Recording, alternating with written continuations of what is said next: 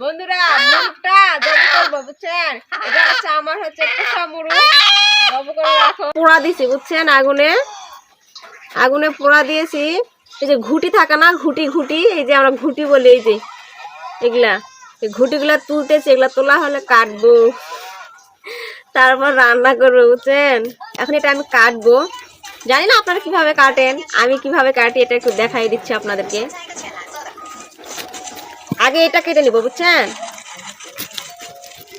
ও বাবা শক্ত, আর একটা পা আছে। ও বাবা, পুরি বাবা এত শক্ত কেন?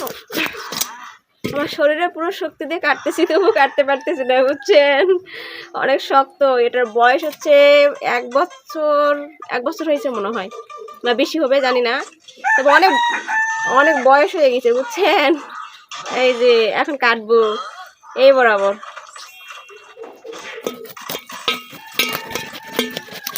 বন্ধুরা তরকারিটা আমি মেখে দিচ্ছি, এখন রান্না করব। প্রেসার কুকারটা আমি এখন চুলায় বসে দিলাম বুঝছেন।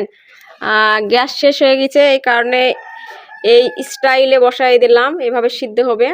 আর গ্রামের বাড়ির চুলা আমরা হচ্ছে বাবু চুলা বলি এগুলো বুঝছেন। আপনারা কে কি বলেন, কি নামে পরিচিত আপনাদের এলাকায় একটু বলবেন, ওকে।